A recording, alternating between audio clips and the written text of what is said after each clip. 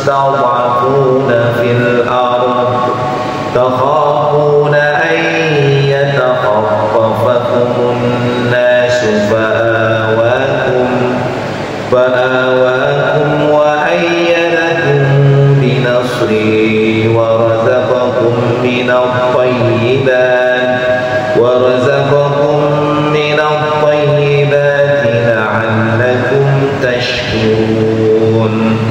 يا أيها الذين آمنوا لا تخونوا الله والرسول وتخونوا أماناتكم وأنتم تعلمون. واعلموا أنما أموالكم وأولادكم فتنة وأن الله عنده أجر عظيم. يا أيها الذين آمنوا إن تتقوا الله يجعل لكم فرقانا ويكفر عنكم سيئاتكم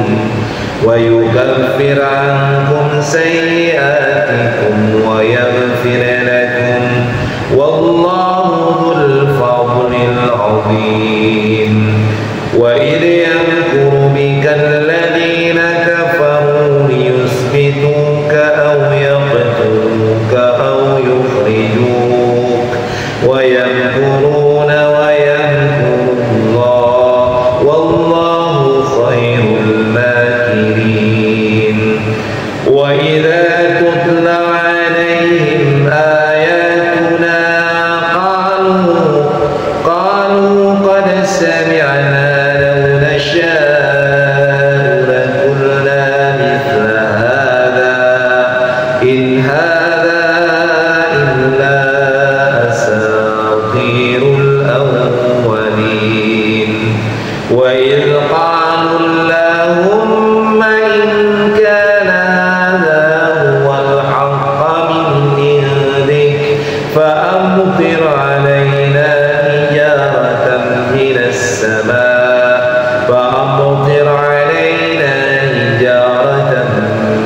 السماء أو ائتنا بعذاب أليم. وما كان الله ليعذبهم وأنت فيهم وما كان الله معذبهم وهم يستغفرون.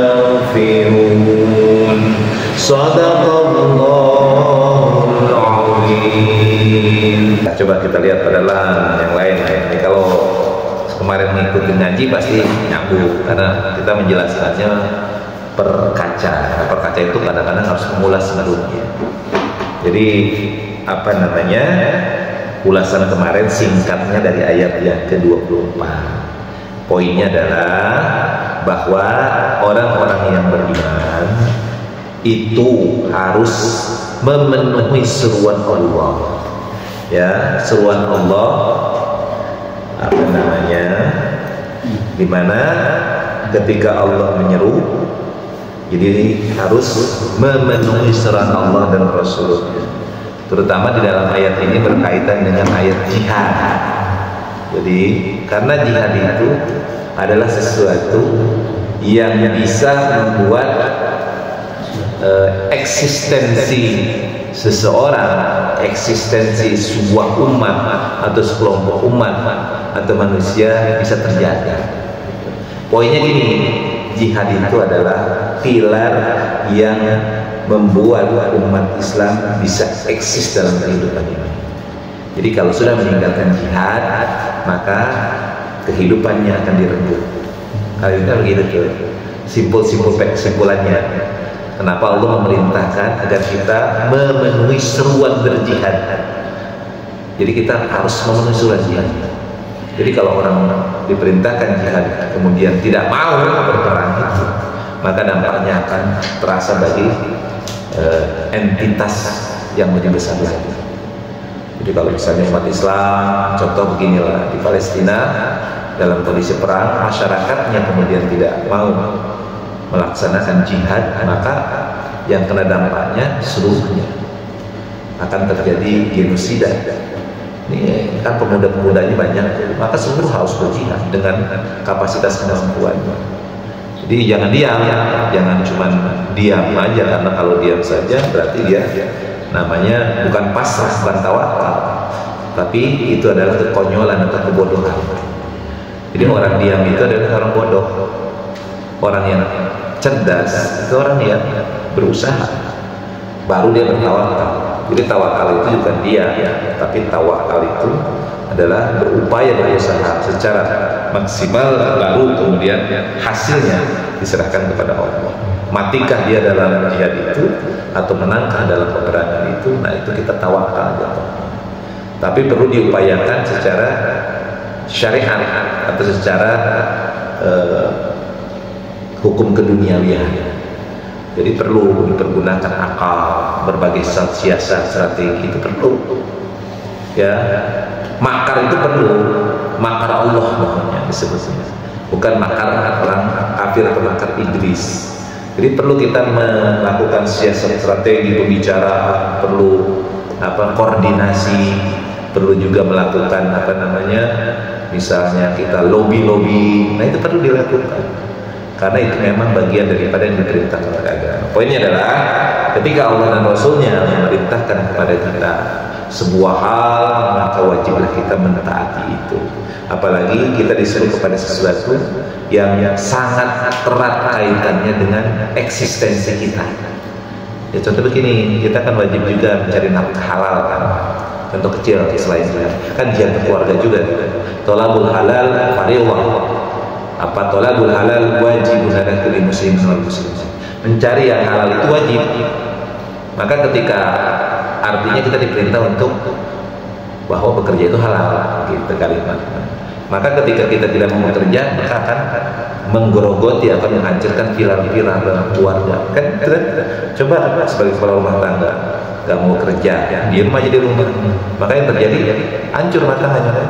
Karena pilar-pilarnya tidak dipenuhi. Nah inilah seperti ini. Ini jihad Allah perintahkan kepada kaum muslimin, maka wajiblah kaum muslimin itu melaksanakan jihad itu, terutama berkaitan dengan masa Rasulullah. Maka kemudian menggerakkan kaum muslimin di Madinah oleh Rasulullah, membangkitkan semangat jihad. Maka dibangkitkan, ya ayyuhan nabiyyu harridil mu'minina 'alal qital. Bangkitkan semangat motivasi kaum mukminin untuk berperang. Kemudian dilanjutkan. Nah ini kalimatnya akhirnya bagusnya, wallahu a'lamu annallaha yaqulu bainal mar'i wa qalbi wa annallaha ilaihi tusyar. Jadi ketahuilah sebenarnya Allah membatasi antara manusia dan hatinya. Itu Allah membatasi manusia dengan hatinya. Kenapa? Ini kalimatnya dalam sekali. Allah membatasi manusia dengan hati. Artinya gini, hati manusia itu kan ada yang hatinya bersih, ada hatinya yang kotor. Dari hati itu kan bisa menunjukkan siapa dia dengan perbuatan. Kalau orang yang hatinya tulus, maka amalnya tulus. Ingat, orang bekerja tapi nggak tulus, maka gagal. Orang berjihad tapi niatnya bukan karena Allah, maka gagal dia. Makanya dalam hadis, innamal a'malu binniyat wa innamal likulli imri'in ma nawa. Seluruh perbuatan tergantung niatnya, dan setiap orang ya akan dimintai pertanggungjawaban tentang bagaimana ya tentang niatnya itu, tentang bagaimana melaksanakan niat dalam bentuk kepemimpinannya. Jadi wa innamal likulli imri'in ma nawa. Setiap apa orang itu tergantung apa yang diniatkan. Barang siapa niatnya hijrahnya karena Allah dan Rasulnya, maka hijrahnya itu karena Allah dan Rasulnya. Tapi barang siapa yang niat hijrahnya karena harta atau perempuan yang ingin dicari, yang dinikahinya, maka dia mendapatkan apa yang diniatkan. Maka itu hati. Maka Allah membatasi orang itu dengan hatinya itu di sini, niatnya. Artinya ayat ini menunjukkan barang siapa orang muslim, orang mukmin yang niatnya karena Allah, maka akan mendapatkan surganya ketika syahid. Tapi niatnya karena harta, karena yang lainnya, maka dia akan mati dalam keadaan niatnya itu. maka Allah membatasi antara orang dengan hatinya. Itu maksudnya begitu. Kemudian Allah kemudian memperingati kita, jangan kita membiarkan sesuatu kezaliman, sesuatu bencana, ya, membiarkan sebuah kejahatan di depan mata kita, apalagi kejahatan itu bersifat bukan hanya menghantam seseorang jiwa saja, tetapi menghantam secara umum. Artinya kalau di sini ketika orang kafir ingin menghancurkan Islam, ingin membunuh Rasulullah, kan targetnya sebenarnya ketika orang kafir Quraisy menyerang ke Madinah ingin membunuh Rasulullah. Karena dari awal hijrah kan ingin membunuh Rasulullah, karena dianggap sebagai pusat daripada Islam itu ya Rasulullah. Maka ketika orang Islam membiarkan Rasulullah dibunuh atau sejenisnya, maka berarti membiarkan Islam itu hancur. Itu yang sering terjadi. Makanya mereka itu, kaum kafir Quraisy itu berupaya dari mulai awal Rasulullah berdakwah secara terang-terangan, itu tujuan mereka adalah bagaimana membunuh Rasulullah, atau setidaknya mengusir Rasulullah. Pertamanya mengusir, belum membunuh tuh, tapi kemudian ada rencana untuk membunuh Rasulullah, sehingga kemudian Rasulullah diperintahkan untuk hijrah. Itu kan dikejar-kejar, ingin dibunuh, bukan hanya dikejar, ingin dibunuh. Proses hijrah dan sampai ke Madinah pun tetap rencana orang kafir itu bukan menangkap tapi membunuh. Maka ketika kita membiarkan sebuah kejahatan di depan mata kita, maka nanti bencananya bukan hanya menimpa orang itu saja, tetapi kita pun akan kena imbas. Jadi kalau orang membiarkan orang-orang kafir, misalnya orang-orang kafir ini niatnya jahatkan kepada kita, pastilah orang kafir itu walam tardu antal yahudi wal nasara hatta tattabi'a millatahum. Jadi Yahudi Nasrani khususnya karena dalam kehidupan ini coba stretching agama terbesar itu kan ada di Nasrani, kemudian di Muslim, Hindu, Buddha. Kalau Yahudi hanya nggak terlalu banyak penganutnya, nggak sampai 100 juta kan, paling sekitar 15 jutaan, 20 jutaan penganut Yahudi itu. Tapi kejahatannya meliputi luar biasa. Jumlahnya sedikit, tapi dampak kejahatannya besar. Karena orang-orang ini memang diberikan kelebihan dalam kejahatan oleh Allah Subhanahu wa Ta'ala. Memang diberikan kelebihan, kecerdasannya luar biasa. Dari zaman dulu memang cerdas. Yahudi itu cerdas, tapi diselewengkan kecerdasannya untuk membuat kerusakan. Sebagaimana cerdasnya iblis. Iblis itu adalah makhluk ciptaan Allah paling hebat. Kenapa kemudian hal iblis itu diberikan kepercayaan untuk mengamankan dunianya?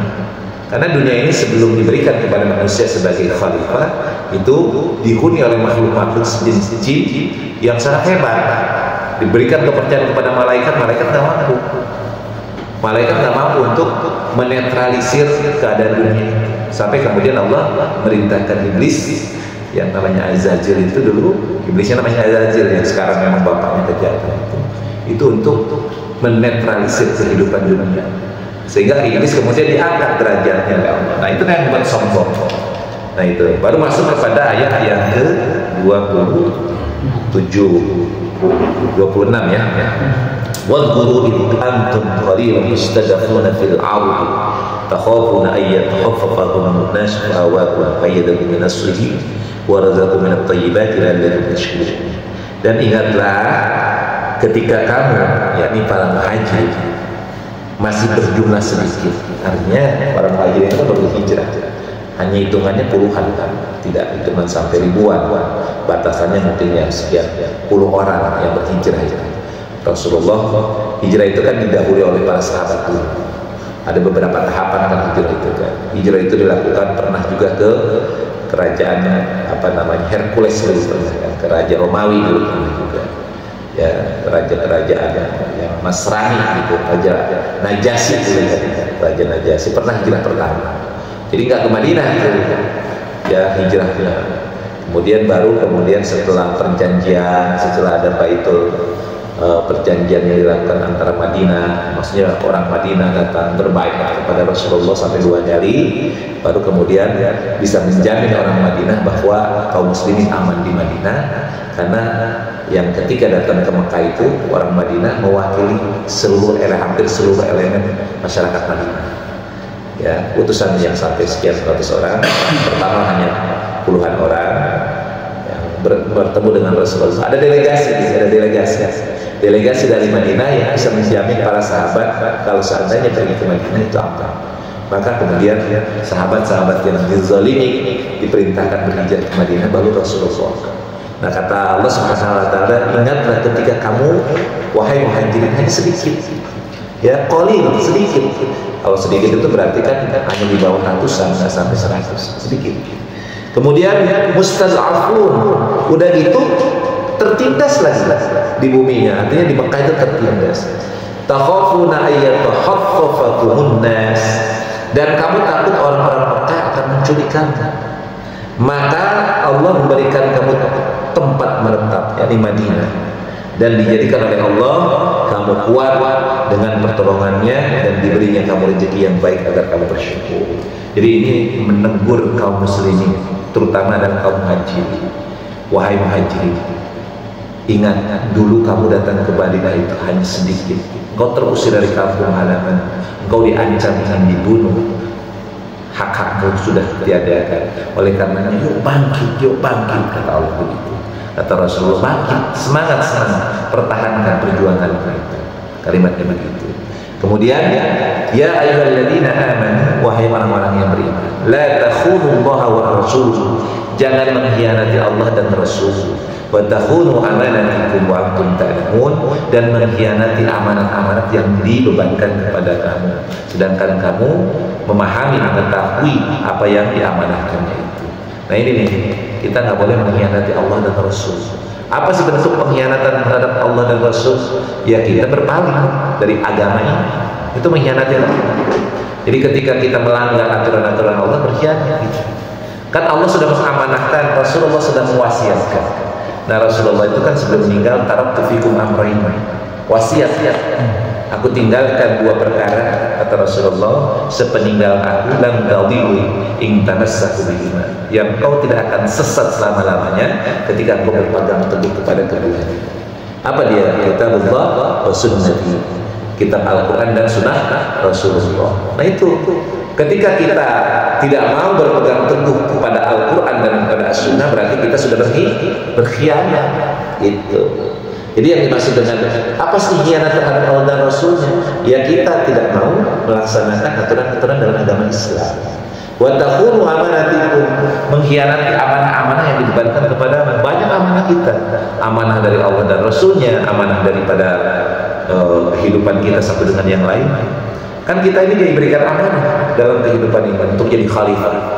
Jadi manusia itu ditugaskan dalam kehidupan dunia ini hakikatnya beribadah dengan mengemban amanah pengibadahan kepada Allah, amanah untuk mengelola kehidupan dunia ini sesuai dengan aturan Allah. Maka ketika kita tidak mau melakukan itu, berarti khianat gitu ya. Contoh begini, di rumah tangga kita sebagai ayah, kita kan diberikan amanah untuk mendidik, memberikan nafkah kepada anak istri. Ketika kita tidak melakukan itu kan khianat. Nah itu contoh dalam kehidupan sosial. Nah dalam kehidupan dengan ibadah secara vertikal kepada Allah, kita sudah diberikan amanah sehat badan, Allah menjamin kehidupan rezeki. Hanya minta Allah satu hal, sembah aku, kata ibadah kepadaku. Ketika kita tidak mau mengikuti itu, maka khianat. Jadi poinnya yang disebut dengan khianat itu adalah bahwa kita tidak mau mengikuti aturan-aturan Allah dan Rasulullah SAW. Wa'lamu, ketahuilah, annama amwalukum wa auladukum fitnah wa annallaha indahu ajrun 'azim. Ketahuilah sesungguhnya hartamu dan anak-anakmu itu adalah fitnah. Jadi fitnah itu bisa dikatakan sebagai cobaan, ya, sebagai cobaan. Oleh karenanya, dan ketahuilah sesungguhnya Allah di sisinya ada pahala yang besar. Jadi Allah menjelaskan kepada kita di ayat sebelumnya kan Allah berbicara tentang amanah, nggak boleh khianat terhadap Allah dan Rasulnya, tidak boleh berkhianat terhadap amanah-amanah yang diberikan kepada kita. Maka kemudian di ayat berikutnya berkaitan dengan pahami oleh kalian bahwa harta kalian anak kalian itu cobaan tuh. Kita punya harta, kita punya anak, itu cobaan bagi kita. Punya anak, cobaan bagi orang tua. Bisa nggak mengantarkan anak-anaknya menjadi anak yang soleh dan salehah? Kan nggak mudah, ya, mudah kan? Bahkan dalam ayat yang lain, bukan hanya anak, istri kita pun adalah cobaan untuk kita. Di anak, istri, keluarga itu adalah cobaan untuk kita. Banyak orang soleh gara-gara istri yang salah ikut salah. Ya, coba kita soleh baik, tapi istrinya agak benar, kita terprovokasi. Atau sebaliknya, banyak orang tua yang soleh gara-gara anaknya salah jadi ikut tercoreng mukanya. Ya, bapaknya rajin ke masjid, haji 10 kali, anaknya narkoba, anaknya garong. Yang mau siapa? Orang tuanya. Ini Pak Haji, atau maaf saja kita rajin ke masjid, ahli ibadah, istri kita nggak pakai jilbab, istri kita ketek kemana-mana misalnya, ya, keluar auratnya diubah. Yang malu siapa? Nah, kita, ya, bahkan kalau kita membiarkan anak istri kita melanggar aturan Allah, kita harus jatuhnya adalah bahaya. Jadi orang yang paling disebut oleh Allah Subhanahu wa Ta'ala itu jadi suami yang membiarkan anak istrinya dalam kemaksiatan, tidak mau menegur, maka kita akan kena imbas. Itu. Jadi hati-hati itu, jangan seneng kita suami melihat anak kita pakaian seksi, istri kita umbar auratnya. Jangan seneng, justru kita yang akan dipersalahkan oleh Allah. Ya, hati-hati dengan kalimat-kalimat seperti itu. Kemudian bermasuk, tapi enggak, dalam harta dan anak itu ada pahala yang besar. Manakala kita bisa mempergunakan harta kita dengan baik, didapatkan dengan cara yang halal, disalurkan ke tempat-tempat yang halal, maka pahalanya besar. Coba aja kita punya harta, kita sumbang orang-orang miskin, orang-orang yang du'afa, kita sumbang ke tempat-tempat yang umum, baik secara sosial maupun secara ritual. Itu kan nilainya pahala. Kita punya duit, ada pembangunan masjid, kita perlu, kalau perlu kita bangun masjid, maka pahala itu mengalir. Maka di situ kata Allah, ajrun azim, pahala yang besar dengan harta. Tapi justru sebaliknya, dengan harta orang banyak yang jatuh. Orang yang tadinya ibadahnya rajin, tiba-tiba bisnisnya lancar, nggak mau ke masjid lagi, sibuklah dia dengan bisnisnya, ya kan? Iya, salah contohnya, korum contohnya, ya kan? Maka hati-hati, harta ujian, anak juga ujian. Pahalanya besar juga ketika kita mau mendidik anak dengan baik, anak menjadi hafizul Quran, maka pahalanya kita dapatkan. Ketika kita punya anak yang hafizul Quran, maka insya Allah di surga akan diberikan mahkota yang indah oleh anak kita. Itu kan pahalanya besar. Tapi di balik pahala yang besar, itu adalah terdapat ujian yang luar biasa, cobaan bagi kita. Lalu baru masuk pada ayat yang 129. Ya ayyuhalladzina amanu in tattaqullaha yaj'al lakum furqana. Wahai orang-orang yang beriman, jika kamu bertakwa kepada Allah, niscaya Allah akan memberikan furqan, yakni kemampuan membedakan antara yang hak dan yang batil. Kemudian wa yukaffir ankum sayyi'atikum wa yaghfir lakum. Dan Allah akan menghapus segala kesalahanmu dan mengampuni dosa-dosamu. Allah memiliki karunia yang besar. Jadi kalimatnya takwa. Kalau kita mampu bertakwa, takwa itu ingat ya, dalam bahasa umumnya takwa itu adalah melaksanakan perintah Allah, menjauhi larangan Allah. Tetapi implementasi takwa itu, orang takwa itu adalah ibarat orang yang berjalan di tengah-tengah cucuk duri dan berbagai macam hal-hal yang sangat membahayakan.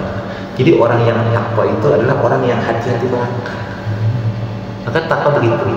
Makanya oleh Sayyidina Ali ketika ditanya, ya Sayyidina Ali, takwa itu seperti apa sih? Saya pengen tahu takwa itu.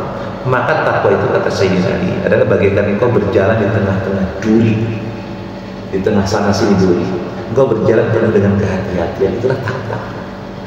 Jadi artinya takwa itu memang bukan hal yang mudah. Kita melaksanakan perintah Allah itu kan tantangannya luar biasa. Sholat aja kan berat, ya kan? Mau zakat berat, mau puasa berat, atau mau hal-hal yang bersifat lainnya akhlak masalah, ya kan? Menahan emosi itu kan susah. Sedangkan orang yang paling kuat itu adalah orang yang mampu menahan hawa nafsunya, marahnya, ya kan? Jadi yang disebut dengan kuat itu bukan kuat dengan beradu jotos, tetapi bagaimana kuat mengendalikan hawa nafsu ketika marah, ya kan? Kalau orang yang banyaklah orang yang kayaknya kenyang banget, tapi kalau udah marah sampai keluar setannya keluar kan, ucapannya keluar, perbuatannya.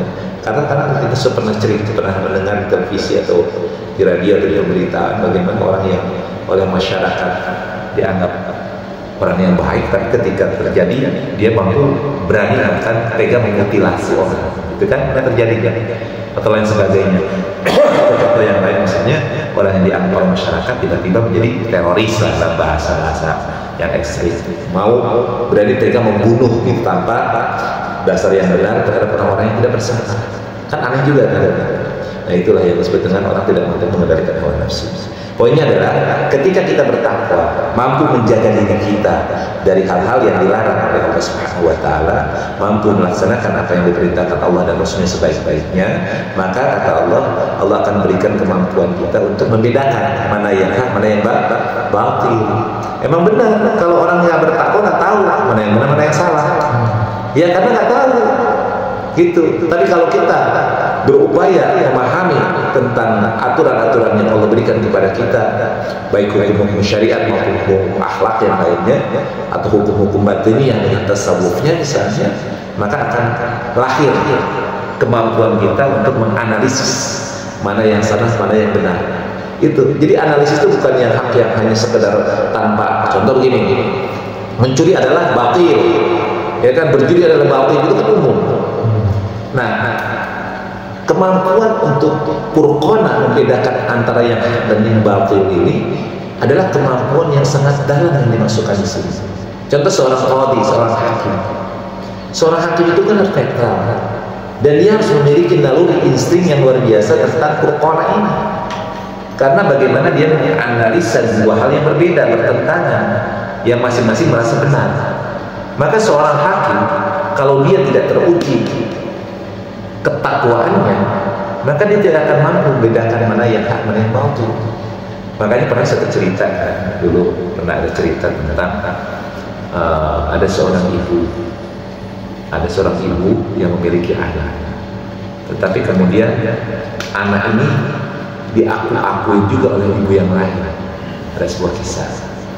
Maka kemudian ketika itu ibuannya berebut tentang anak itu, berebut, ini anak saya, ini anak saya. Nah, yang satu ibu mengaku-ngaku dengan motif harta warisan, harta benda. Kemudian akhirnya dibawa kepada qadhi, kepada Nabi Sulaiman. Qadhinya Nabi Sulaiman saat itu. Nah, maka kemudian Nabi Sulaiman memutuskannya apa? Dia memanggil kepada pengawalnya untuk membawakan pedang. Maka kemudian pedang itu mau ditebaskan pada bayi ini karena tidak ada, dua-duanya mengaku sebagai anak. Maka salah satu ibu ngomong begini, "Ya Rasulullah, jangan kau bunuh anak itu. Saya ikhlas, biarkan itu anak menjadi anaknya si fulan." Nah kemudian Nabi Sulaiman apa yang terjadi? Justru anak itu diberikan kepada orang yang ngomong itu. Kenapa? Karena dia menganalisa. Nggak mungkin seorang ibu yang benar-benar melahirkannya, dia tega untuk melihat anaknya mati. Lebih baik dia lepas di tangan orang lain tapi dirawat daripada dia harus mati bersimbah darah di depan mata. Dan memang fakta nyatanya adalah ibu itu yang tadi ngomong itu adalah ibu asli. Nah itu contohnya, ada purqona yang diberikan Allah kepada Nabi Sulaiman sebagai qadhi. Nah makanya kalau kita kadang-kadang harus jadi hakim juga dalam hidup ini. Maka hakim itu akan teruji sebuah analisis dan kemudian kesimpulan daripada keputusannya manakala dia bertakwa. Dan takwa itu perlu dicari, dipelajari, diamalkan dalam hidup. Nah selain itu apa? Allah menghapus dosa-dosa kita.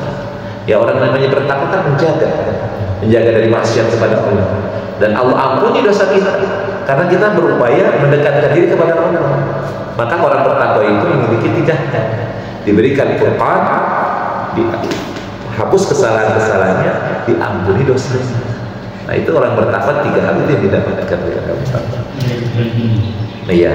Kemudian ayat yang ke-30-nya, wa idh yamkuru bikal ladzina kafaru, dan ingatlah ketika orang-orang kafir Quraisy memikirkan tipu daya terhadap wahai Muhammad sallallahu alaihi wasallam untuk menangkap dan memenjarakanmu atau untuk membunuhmu dan mengusirmu. Mereka membuat tipu daya dan Allah menggagalkan tipu daya itu. Allah adalah sebaik-baiknya membalaskan tipu daya. Ini berkaitan dengan ketika akan hijrah. Ketika akan hijrah itu kan mereka sudah punya makar, rencana. Wah, udah matang rencananya. Kalau secara rasional itu Rasulullah semakin lolos, karena udah ring 1, ring 2, ring 3, udah dijaga ringnya. Jadi kalau rasional itu nggak mungkin seperti Gaza ini. Gaza ini kan sudah kepung, sudah diisolir, nggak mungkin itu dari luar rudal-rudal itu bisa masuk ke Gaza. Tapi fakta nyatanya kan, ternyata rudal-rudal dari Iran, rudal-rudal dari Turki, dan di beberapa negara tetangga yang pro itu kan bisa masuk walaupun silent. Logikanya sebenarnya nggak mungkin karena semua pintu ditutup, bahkan pintu ke Mesir di Rafah aja, pintu Rafah yang menghubungkan antara Gaza dan Mesir itu dijaga ketat, tapi ternyata bisa. Nah itulah salah satu yang Allah bilang, biarkan orang kafir, biarkan orang-orang yang musuh Islam membuat rencana busuk, tetapi Allah punya rencana yang hebat. Maka wa makaru wa makarallah wallahu khairul makirin. Mereka membuat tipu daya, Allah yang menguasai tipu daya, memiliki rencana yang hebat daripada tipu daya mereka, dan Allah sebaik-baiknya membuat rencana. Itu kan adalah ayat yang lain. Nah kemudian wallahu khairul makirin. Wa idza tutla alaihim ayatuna qalu qad sami'na. Dan apabila ayat-ayat Allah dibacakan kepada mereka, mereka berkata, sesungguhnya kami telah mendengar ayat-ayat seperti ini. Jika kami menghendaki niscaya kami dapat membacakan yang seperti ini. Al-Quran ini tidak lain hanya oleh orang-orang terdahulu. Jadi orang-orang kafir ini, orang-orang Yahudi ini ditujukan kepada orang-orang Yahudi dan Nasrani. Karena orang kafir Quraisy, dan dasarnya orang kafir dulu memang pernah mendengar tentang Tuhan, tapi ayat-ayat menukik kepada orang kafir Yahudi dan Nasrani. Jadi ketika Al-Quran ini dibacakan kepada orang Yahudi dan Nasrani, maka mereka menjawab, kami sudah mendengar ayat ini, ada dalam kitab kami. Ya, kalau memang perlu nih kami bacakan ayat-ayat ini. Gitu. Ya kalau sudah mendengar, kenapa kau lakukan? Gitu.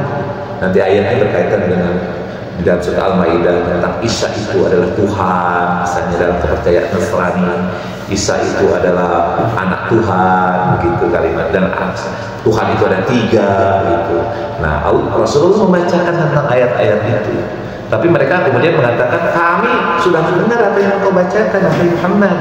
Al-Quran yang kau bacakan ada dalam kitab kami. Nih kalau kamu mau, kami akan bacakan kitab kita.